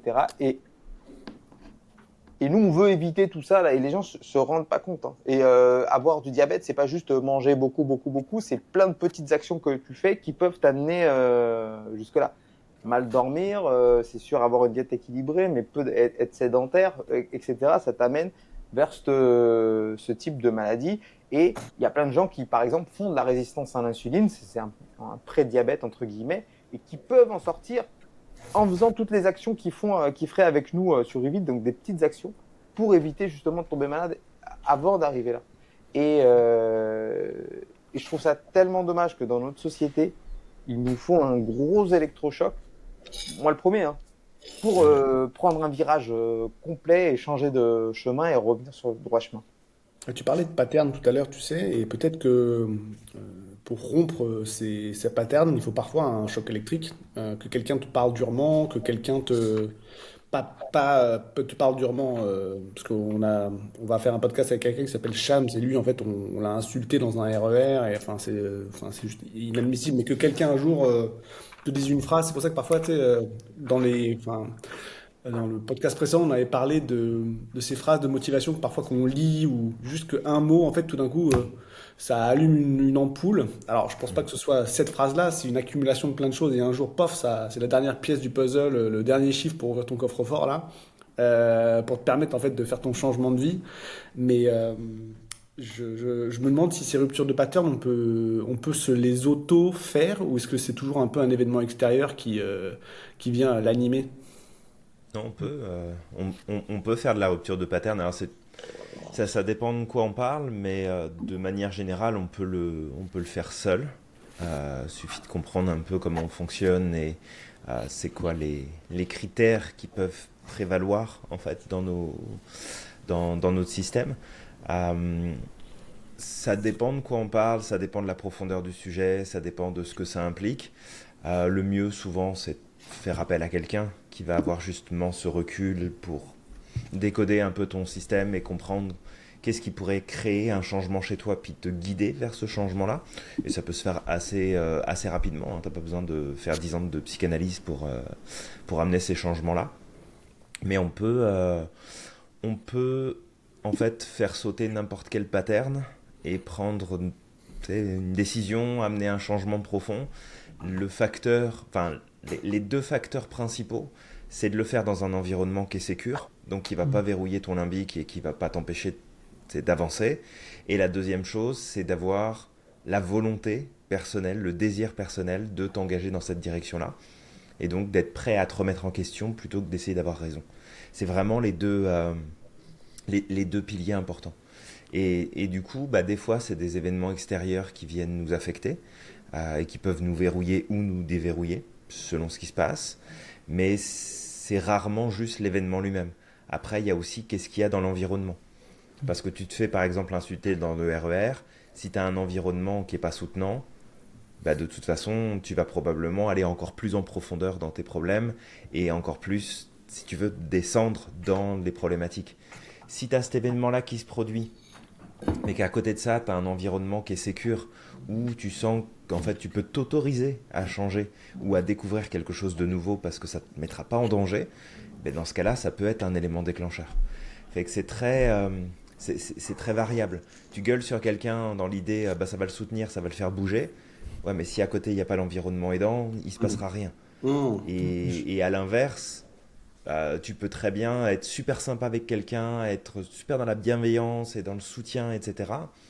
Mais si derrière, soit il n'y a pas de volonté personnelle, ou en tout cas de désir personnel, ou tout simplement même l'environnement à côté qui est soutenant, ça ne changera rien du tout.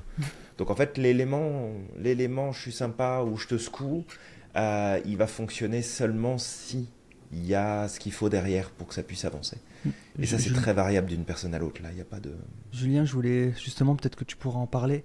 Là, en fait, dans le cas de Shams, j'ai l'impression qu'il y a eu un seuil aussi. Ça aussi, ça fait partie des choses qui peuvent faciliter le changement ou pas.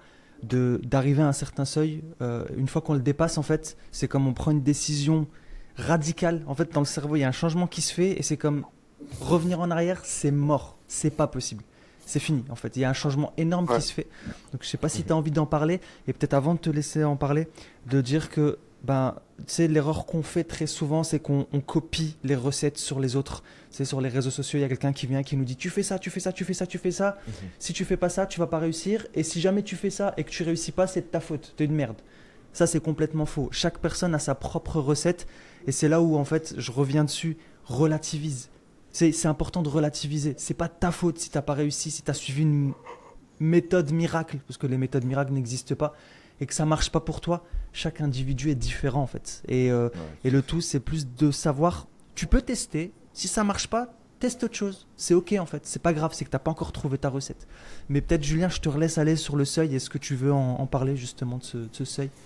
Ouais, ben, on peut en parler rapidement, mais le principe de seuil, en fait, c'est que on va déclencher ou va se déclencher tout seul, ça dépend de ce qui se passe, mais en gros, il se déclenche en nous un, un niveau en fait de désalignement et de dissonance cognitive qui est tellement important que le système il va se réorganiser à partir de là sur une version qui est plus adaptée à ce qui t'apporterait ce que tu souhaites, ce que tu désires, ce que tu veux vivre. Parce qu'on vit tous avec des incohérences à l'intérieur de nous. On va dire qu'on va faire des choses, mais on fait l'inverse. On fait des trucs qu'on veut pas et on fait pas ce qu'on voudrait. Bref, il y a plein d'incohérences. Et ces incohérences-là, on arrive plus ou moins à vivre avec. Simplement, il arrive parfois que, en fait, il y ait des éléments qui soient tellement émotionnellement challengeants qu'en fait, le système arrive à une espèce de saturation. Et c'est là, en fait, où c'est une super porte ouverte pour aller vers du changement. Mais encore une fois, ça dépend en fait de l'environnement, ça dépend de ce sur quoi tu mets ton focus, ça dépend de si tu as une vision ou si tu n'as pas de vision de ce que tu veux au final. Et le passage de seuil peut être super intéressant parce que ça peut t'amener à vivre un changement qui est tellement profond que bah, limite tu ne referas pas marche arrière parce que tu as comme redéfini un nouveau seuil. Tu as passé le seuil de la porte et tu repasseras plus la porte dans l'autre sens. Parce que ton système, il se réorganise pour aller dans ce sens-là. Mais quand tu passes, en fait, quand tu es prêt à passer un seuil, ça dépend de quel côté tu veux aller du seuil. Parce que tu peux aussi renforcer la problématique et renforcer le problème. Parce que tu es responsable, en fait. Tu n'es pas coupable, mais tu es responsable de ce que tu fais, de ce qui t'arrive. Donc, tu sais, c'est aussi le choix que tu vas faire à un moment donné. Est-ce que je progresse, est-ce que je reste où je suis, est-ce que je me convainc que je peux pas faire autrement, est-ce que je me lève et je me dis ok là ça va plus, faut qu'il y ait quelque chose qui bouge. Mais si on peut ne pas attendre que le seuil y soit là, ça peut être bien aussi. C'est rarement confortable un passage de seuil. Ouais, là, je viens de penser juste à une métaphore, bah, en reprenant les termes de Morgane, tu vois. Quand tu disais, pour moi, c'est une mise à jour, en fait, quand il y a un changement qui se fait comme ça. Et en fait, la métaphore qui m'est arrivée et que je trouvais drôle, c'est le seuil. En fait, c'est comme la mise à jour de Windows qui redémarre ton ordinateur sans rien te demander, alors que tu es en plein entretien d'embauche. Bah, c'est exactement ça, en fait. Tu as peut-être plein de plans avec quelqu'un, tu sais, peut-être tu es en couple, tu as plein de plans avec la personne et tout ça, peut-être sur 10 années, et il se passe quelque chose qui va redémarrer la machine et le lendemain c'est fini. Non, je reviendrai pas en arrière, c'est terminé. Tu vois. Donc et ça tu peux le déclencher, c'est ça qui est cool. Mais quand tu le fais avec quelqu'un. Ouais. Vas-y, Morgane, pour revenir Pardon. Sur les trucs un peu électrochocs qu'on voit, comment c'est Goggins là. Moi je suis un peu ça me mérisse le poil un peu. Parce qu'en fait, moi, j'ai une conception de... Alors, quand j'ai atteint mon objectif, c'est-à-dire à un moment donné, j'avais un objectif physique. Et en fait, c'était très dur physiquement, parce que je me suis imposé un entraînement très, très intense. Je pense que c'est plus dur qu'une préparation de marathon, pour moi. Ça a duré 3 mois. Physiquement, c'était insoutenable. Je sortais des entraînements avec l'envie de pleurer, pour vous dire, tellement c'était dur physiquement, tu vois. Et il y avait une diète à côté très stricte, il y avait un sommeil à respecter, etc. Je me suis imposé ça. C'était tellement dur que pour tenir, je me suis jamais dit je me suis senti comme une merde, pour tout vous dire. Je me suis parce que je me suis senti nul et fatigué et pas pouvoir recommencer le lendemain, etc. Et en fait, ce qui me faisait tenir dans l'effort, et je vous promets que c'est vrai, c'est une phrase que je me disais tout le temps dans ma tête et des fois je me la disais à voix haute et je pouvais me permettre de le dire parce que je vis en Espagne et que les gens comprenaient pas ce que je dis, alors c'est pas grave. C'est tu le fais pour toi, tu le fais pour amour pour toi, c'est pour toi que tu le fais. Et c'est de l'amour pour toi, c'est de l'amour, cette souffrance, enfin cet effort, parce qu'il y a une différence entre la douleur, on te donne un coup, tu te casses un bras, il y a la douleur et la souffrance qu'on ressent dans l'effort. En fait, l'effort, ça peut paraître de la douleur, c'est tellement dur, tu as mal aux muscles, tu vois, tu es fatigué, tu n'as plus de souffle, etc. Des fois, tu peux avoir des maux de tête, etc. Ça peut se transformer en douleur physique, mais en général, l'effort, c'est différent d'une douleur où on te frappe un coup de bâton, ça fait mal, c'est pas pareil. Et du coup, moi, c'était vraiment l'inverse, c'était de me donner de l'amour, et vraiment dans le sens propre, quoi. Tu t'aimes et tu fais ça pour toi, quoi. Et c'est ça qui m'a aidé à tenir, et c'est pour ça que quand j'entends le concept du no pain, no gain, ça m'énerve. Moi, si juste, il n'y a pas besoin d'avoir du pain pour avoir des gains. Non, les gains, ils sont là. Et c'est plutôt avec du love, tu vois, du gain plutôt. Je sais pas comment le traduire, mais tu auras des résultats avec de l'amour, en fait. Si tu fais les choses par amour pour toi et parce que tu t'es mis en priorité, tu y arrives. En tout cas, ça marche très bien pour moi. Peut-être pour d'autres personnes, ils ont besoin d'un Goggins qui les insulte et qui leur dit que t'es une merde. Peut-être, hein, je sais pas. Et je respecte toutes les formes de motivation, d'auto-motivation. Mais en tout cas, moi, ça a beaucoup fonctionné pour moi. Et ça fonctionne tout le temps. Et en fait, j'ai plus besoin de me le dire et de le penser. Vous voyez ce que je veux dire? C'est que si je vais courir et que c'est un peu dur, c'est pas grave, je continue. C'est pour moi, tu vois. Si je fais une sortie longue et que là, en ce moment, les burpees, c'est un peu dur, mais voilà, c'est mon engagement avec moi-même. Et c'est de l'amour propre, en fait. Voilà, aujourd'hui, j'étais à 140 burpees. C'est dur hein, pendant l'effort, mais voilà, je sais, il faut que j'aille au bout.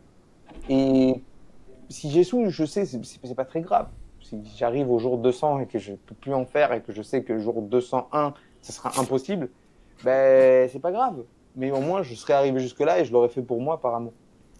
C'était juste une petite parenthèse pour l'esprit no pain no gain qui, moi, m'horripile un peu. J'ai vécu le même processus en 2015. J'ai fait une retraite spirituelle dans une abbaye pendant 4 jours, sans téléphone, sans rien. Et sans rien à faire, en fait, juste à part un carnet. Et voilà. Et donc, je pense que la première journée, j'ai pu faire 3 siestes dans la journée et c'était interminable. J'ai l'impression que c'était une journée qui a duré genre 48 heures. C'était incroyable. Et en fait, la conclusion de cette journée, ces 4 jours, c'était bah, en fait, tu t'aimes. Ce qui paraît, enfin, je sais pas s'il y a beaucoup de gens qui ont pris le temps de réfléchir, parce que c'était écrire, écrire, écrire, réfléchir à ta vie, à ce que tu fais, pourquoi tu le fais, etc. La conclusion, c'était vraiment juste, ah ouais, mais en fait, tu t'aimes. C'est-à-dire que je me suis dit, bah, t'aimes bien la personne que tu es, tu te veux du bien, en fait, et ça paraît être bête, mais je suis complètement d'accord avec toi. Moi. Pendant le podcast, je m'étais dit justement euh, en écoutant le podcast de Shams, il y a plein de gens qui disaient oui, mais ou des extraits de ce podcast où il parle justement de cet événement un peu cathartique où quelqu'un lui envoie de la haine et les gens disent oui, mais tu vois, ça t'a fait sortir de toi et tout. Et en fait, non, je pense que c'est l'inverse. C'est-à-dire qu'il s'est dit, mais je pense que ce qui l'a fait se sortir de ça, c'est que par amour pour lui, il fallait qu'il fasse quelque chose. Et c'est pas parce que quelqu'un d'autre lui a dit un truc, c'est par amour pour lui-même, par amour pour soi. C'est comme quand on te dit, mais quand Goggins il te crie dessus, c'est pas le fait que Goggins te dise que c'était une merde, c'est que tu te dises, mince, c'est vrai que je pourrais être tellement plus, je pourrais faire plus pour moi en tant que personne. Enfin, c'est très égoïste, mais dans le bon sens, dans le sens où plus tu deviens quelqu'un de bon, de bien et je sais pas, qui avance, plus tu peux aider les autres, quoi. Je crois que c'est vraiment là-dedans qu'il faut, C'est là qu'il faut se tourner. Je sais plus pourquoi on avait commencé cette conversation, mais c'était pour partager mon ressenti par rapport à ça. Je suis complètement dans la même ligne de pensée que toi, Mo. C'est exactement ce qui m'a fait passer de Morgan Brown à The Slow Method. Voilà. Je pense à un truc, parce qu'on parle d'amour de soi. C'est assez paradoxal, et Julien, tu me diras si tu es d'accord ou pas avec moi, mais Mhm. même dans nos mauvaises habitudes, on le fait quelque part inconsciemment par amour de soi. C'est assez paradoxal de l'entendre, hein. Mais en fait, on le fait pour un bénéfice qui est immédiat et qui vient répondre à quelque chose dont on a besoin. En fait, c'est juste que cet amour, je le dis comme ça, hein, cet amour de soi, il est mal dirigé, il est mal exprimé, il est mal, tu vois, il est pas sain en fait.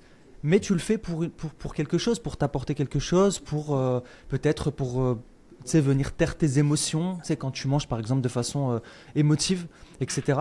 C'est justement pour venir t'apporter quelque chose dont tu as besoin là tout de suite. Donc quelque part, tu sais, c'est un peu philosophique, mais je le vois vraiment comme un besoin de s'apporter de l'amour, mais de la mauvaise manière, tu vois. Même dans nos mauvais choix. Une espèce d'amour toxique, ouais. Ouais, voilà, de l'amour toxique, ouais. Ouais. J'aime bien ce mot. Il y a, Pardon, vas-y. il y a un point qui me vient en vous écoutant, c'est que effectivement le côté no pain no gain, peut-être pas en faire une règle absolue parce que bah c'est ça fonctionne pas pour tout le monde, puis c'est pas prouvé comme étant efficace de toute façon d'être dans cette approche-là. Euh, le truc en fait, c'est que c'est pas les événements qui sont à l'origine en fait des changements, c'est notre interprétation de ces événements-là. Et quand tu parles justement de Shams qui a eu cet événement et que en fait c'est pas directement cette insulte ou cet événement qui s'est produit qui a déclenché ça a été le terrain pour changer le discours, pour changer sa manière de voir, pour l'interpréter, pour prendre en fait une décision émotionnelle sur ce qui s'était produit. Et en fait on peut faire ça tout le temps. Tu peux recadrer absolument toutes tes expériences, quelles qu'elles soient. Alors après, avec plus ou moins de facilité, selon si c'est traumatique ou pas, bien évidemment. Mais même dans une situation traumatique, tu peux, avec du soutien, de l'accompagnement, recadrer et redéfinir, en fait, ce que tu décides, toi, d'en faire. Et c'est quoi la vérité, en fait, que tu as envie d'installer, de développer, basée sur une expérience, sur un souvenir, sur un moment, sur un mot, un regard, une attitude, qui va, en fait, devenir une justification profonde pour aller dans une direction ou dans une autre. Et de toute façon, tout ce qui va être process de honte, de culpabilité, d'autocritique, de jugement, en fait tout ce qui va être négatif qui parfois est vu comme ouais mais en fait c'est ça qui va t'aider à faut que tu sois violent avec toi-même, faut que tu t'insultes, faut que tu te regardes dans le miroir, que tu te dises que t'es une merde pour que tu puisses avancer, ben en fait non. Parce qu'en fait, tout ça, ça crée un environnement qui est stressant, qui est oppressant. Et ton cerveau, il va se verrouiller et il va rien se passer du tout. Mais, à un moment donné, tu peux très bien te regarder dans le miroir et te dire que tu es une pauvre merde. Et en fait, c'est qu'est-ce que tu vas faire de ce message-là. C'est pas le message en lui-même, c'est qu'est-ce que tu vas faire de ce message-là. Et comment est-ce que tu vas réagir derrière et le sens que tu vas lui donner qui va venir soutenir en fait ta progression et ton changement. Donc faut pas être non plus au pays des bisounours là, ça marche pas non plus. Ce qu'il faut c'est comprendre que c'est pas l'événement de départ qui est important, c'est qu'est-ce que tu vas en faire derrière et comment tu te responsabilises là-dessus. Et c'est là en fait qu'est notre vrai pouvoir, c'est de décider en conscience de ce que quelque chose va signifier pour nous. Et si tu choisis la bonne définition, ça va développer des trucs juste extraordinaires en fait à l'intérieur de toi pour que tu avances. Je peux ajouter un petit truc parce que je pense que c'était pas clair mon message. En fait, quand je disais que quand tu passes par de mauvaises habitudes, genre du chocolat, tu manges du chocolat en masse, etc. En fait, c'est une tentative de s'apporter de l'amour. Voilà, c'est une manière de s'aimer en fait. C'est une tentative de s'apporter de l'amour, mais de la mauvaise manière. Mais Julien, du coup, excuse-moi, je voulais que ce soit clair et que qu'on ne s'insurge pas. Parce que quelque part... Donc, pour conclure tout ça, pour maintenir une il y a quand même un travail à faire sur soi en premier, parce que le passage à l'action, euh, on sait à peu près tous l'enclencher, que ça vienne d'un événement extérieur ou etc. Mais moi, ce que je retiens de ce que vous avez dit, et ça fait écho à mon expérience un peu personnelle, c'est qu'il faut se mettre en tête qu'on va échouer, quoi. Il faut se mettre en tête qu'on va pas avoir envie. Il faut se mettre en tête que et c'est pas grave, il faut l'accepter, comme disait Samir, c'est ok. Et ça fait partie du processus. Et personne n'est parfait. Comme tu as dit tout à l'heure C'est sur clair. le parfait, on T'es est parfaitement imparfait. C'est on est important de. parfaitement imparfait. Voilà. Donc moi c'est ce que je retiens, et ça me plaît beaucoup là ce qu'on a pu partager, parce que réellement ça fait vraiment écho à ma vie, quoi. Vraiment tout ce que j'ai vécu pour atteindre mes objectifs, en tout cas de transformation physique et de changement d'habitude. Parce qu'on parle, nous on parle de recomposition corporelle, mais euh, l'idée c'est vraiment de se sentir bien dans son corps et dans sa tête, et etc. On en parlait avec Morgane. Notre objectif c'est que les gens puissent c'est pas penser comme nous, mais se lever le matin et se dire ah, j'ai envie d'aller courir, donc je peux aller courir si j'ai le temps, truc, j'ai envie de sortir et faire un 10 km, bah, je peux aller faire un 10 km. À ma séance de sport aujourd'hui, je peux pousser un peu plus, bah, je vais pousser un peu plus. Je suis très fier de moi, parce que avant j'arrivais juste à me tenir à une barre, maintenant j'arrive à lever la tête au-dessus de la barre, c'est-à-dire faire une traction. On veut juste que les gens se sentent capables de pouvoir faire des choses, changer, être bien, pouvoir aller taper un foot avec son enfant, aller faire du vélo, sortir une balade, se taper une grosse randonnée de 30 km. Donc on veut les guider vers ça. Et en fait, il y en a certains qui sont peut-être déjà capables de faire certaines choses, mais pas tout, et se sentir à l'aise avec leur corps. Donc, qu'ils puissent se dire un jour, bah, j'ai envie de m'inscrire à un marathon, ou j'ai envie de préparer un marathon, je peux le faire. Et c'est vers là où on va les amener. Mais il y a tout un processus, et là on est au jour 2 on est passé à l'action, on est au jour 2, on est dans ce processus. Il faut se maintenir. Et moi, ce que je retiens, c'est que bah, on va se planter, et c'est pas grave. Je sais pas ce que vous avez retenu de notre discussion. C'est exactement ça, je pense. Et ce qu'on veut surtout, c'est alors déjà qu'ils apprécient le processus, qu'ils le comprennent, parce que s'ils le comprennent, ensuite ils pourront le transmettre. Et je pense que comme ça, on pourra. Parce que l'idée, c'est que s'ils savent pourquoi ils font ce qu'ils font, au moins ils pourront le faire autour d'eux, en fait. Enfin, moi, le but avec Mo, c'est qu'on change le monde, c'est aussi bête que ça, hein. Voilà, c'est juste ce petit objectif-là. C'est ça, exactement. Donc voilà, c'est le but du truc, mais petit à petit, personne par personne, et idée par idée. On est sur la même longueur d'onde, Julien. C'est pour ça Ouais, qu'on s'aime. totalement. Totalement. Voilà. Ça, ouais. Et ok. Mais, on conclut ce magnifique podcast là-dessus.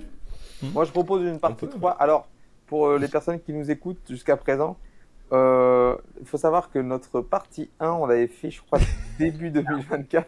Ouais, c'est ça. Nous Ça sommes remonte. à la moitié de 2025. On va essayer d'être un peu plus régulier, mais comme là, on essaie de prendre le pli avec Morgane des podcasts, on va le faire. Mais de toute façon, je sais que Samir et Julien vont inviter Morgane à un podcast. Donc, ça serait cool de nous donner Tout à les fait. liens. Toi aussi, On on va mettra te en réinviter. description, etc. pour tous vos réseaux, des podcasts, pour écouter éventuellement d'autres podcasts, et que les gens puissent vous découvrir, parce que vous n'êtes pas juste un institut. Vous partagez de super informations que j'aimerais que notre audience écoute. Ouais. Voilà. Bah, par contre, ils vont avoir du temps, hein, pour rattraper, parce qu'il y a 218 podcasts, hein, Julien, là, maintenant. Ça commence à faire. On est dans notre 5e année, hein, c'est ça qu'on disait. Mais tu sais, il faut pas sous-estimer les gens, parce que nous, on pousse les gens à marcher plus. Moi, je marche beaucoup. Et en marchant, bah, qu'est-ce qu'on fait? Soit on n'écoute rien, on profite de trucs, ou soit on écoute des podcasts, ou alors on est dans les Absolument. transports ou dans la voiture, etc. Et ça passe vite en fait. Et c'est super agréable de vous écouter. Moi, j'écoute. Et du coup, Bah, c'est cool, merci. et des fois, j'appelle Samir parce que je lui dis, hey, vous avez dit ça, c'est super intéressant. C'est vrai. Et tout, du coup, c'est non, mais c'est. Des fois, j'arrête même le podcast pour appeler ça ou envoyer un audio à Samir pour lui dire, pour rebondir sur un truc qu'ils ont dit. Et, tout. Et du coup, on Et, s'envoie des podcasts interposés, tu sais. c'est ça. Et C'est excellent. voilà. Eh ben, écoutez, on va mettre tous vos liens vers toutes vos plateformes en lien dans ce Bah, podcast. c'est cool. Merci beaucoup pour les ce gars. magnifique moment. Thématique numéro 3, on ne sait pas encore, mais on verra. On Est-ce que trouvera, ça va s'arrêter à la trilogie ou pas? Je ne sais pas. À voir. je pense qu'on peut broder pendant un petit moment sur un petit peu tout, hein. Mais déjà, la troisième partie, on verra sur quoi on va se poser. Merci encore pour ce moment. Et Merci à vous deux. à très bientôt en tout cas. À Avec grand très, très plaisir. vite. Ciao, Salut merci à les tous. gars, merci encore. Salut tout le monde. Salut.